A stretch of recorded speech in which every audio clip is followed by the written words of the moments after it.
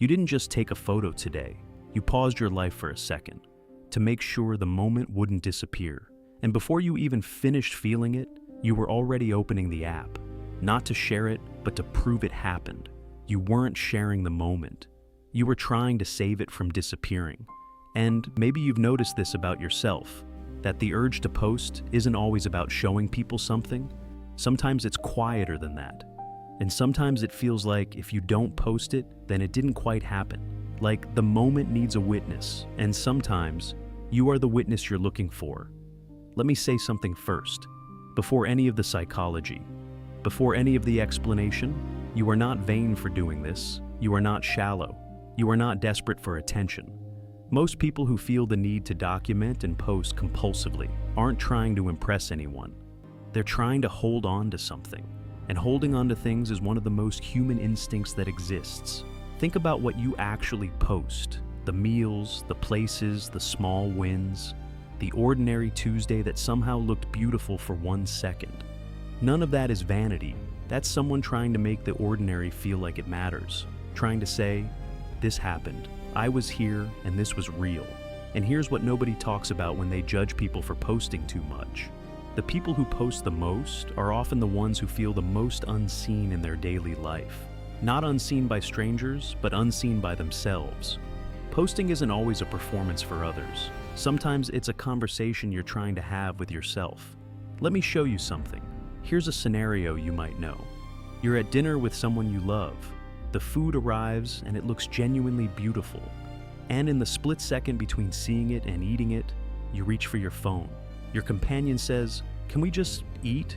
And you feel a flash of something. Irritation, embarrassment, maybe both. But later when you're alone, you wonder, why was that so hard to resist? Or this scenario. And this might be the most honest. You're having a perfectly good day. Genuinely good, nothing dramatic, just easy and warm. And you feel this quiet pull just to post something. Not to show anyone specifically, but to document that this day existed. And if someone asked why, you'd struggle to explain it. Because it doesn't feel like attention seeking. It feels like something else entirely. It feels like proof. Proof that the day was worth something. Proof that you were present. Proof that you exist in a way that matters. Here's what's actually happening. And I want you to hear this not as a diagnosis, but as a mirror. We are living in the first era of human history where a moment can vanish completely, not just from the world, but from ourselves. Before cameras, before phones, before social media, a great meal was just a great meal. A beautiful view was just something you stood in front of. And then it ended imperfectly, fading in your memory. But now, we can capture it. We can keep it. And so, a new anxiety was born. The anxiety of, what if I lose this? What if the feeling fades and I have nothing to prove it happened? What if I can't get back to how this felt? The phone became a way to argue with impermanence, to say, not yet. I'm not ready for this to be over. But there's another layer beneath that, and this part is harder to admit. Because for a lot of people, posting isn't really about the photo. It's about the response to the photo, the like, the comment, the views, the confirmation that someone out there noticed. But understand something. The need to be noticed by someone out there is not shallow. It is the oldest need a human being has. We are social animals who have always needed witnesses. The phone just gave that need an address. Now, here's the part most people never say out loud. The part that lives just beneath the surface of every post.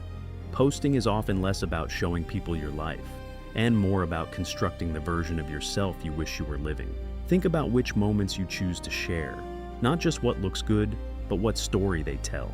The meal you post is the one that looks elegant. The trip you document is the highlight reel. The gym selfie is the day you actually went. The caption says, feeling grateful on the day you needed to feel grateful. None of this is lying. All of it is real. But what you're really doing is editing. We are editing ourselves into the person we want to believe we are. The feed isn't your diary. It's your argument. An argument that sounds like this. Look, my life is interesting. Look, I am doing something. Look, I matter.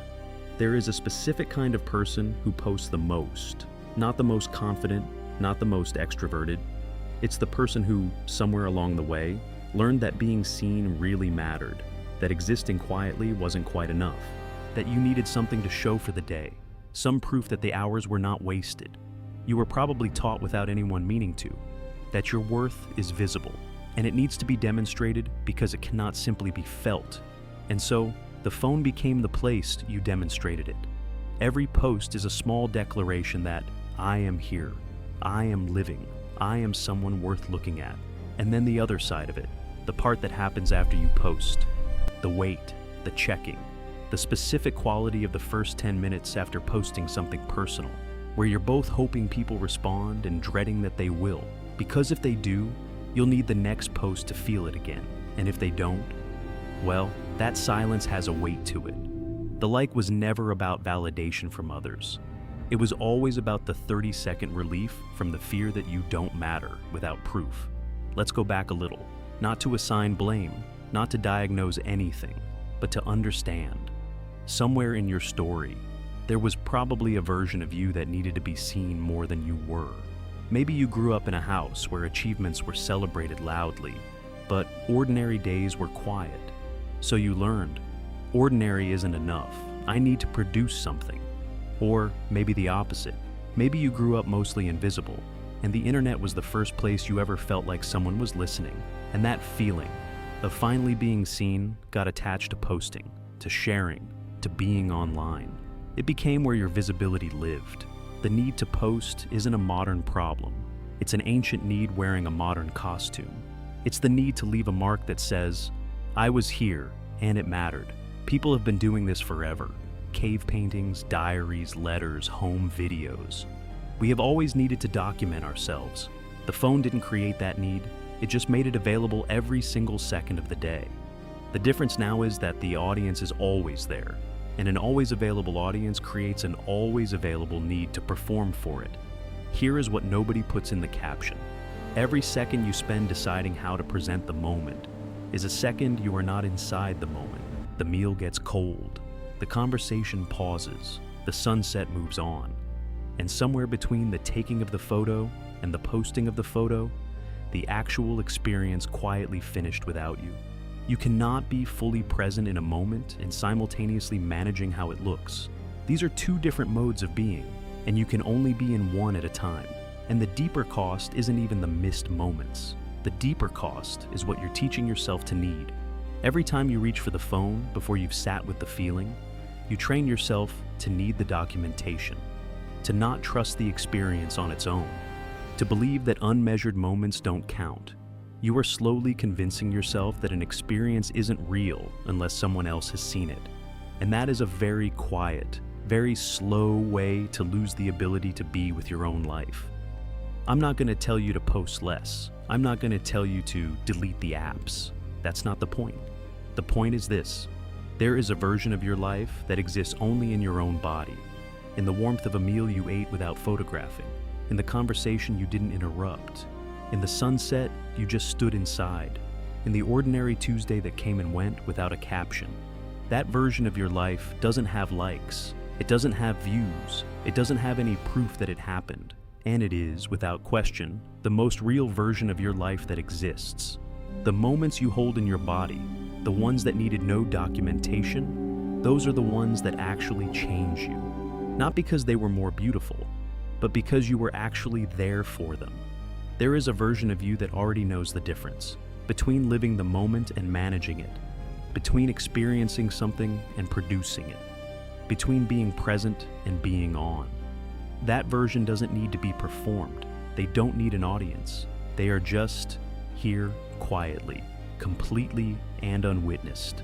So, tell me, what is the last moment in your life that was so good and you didn't reach for your phone to record?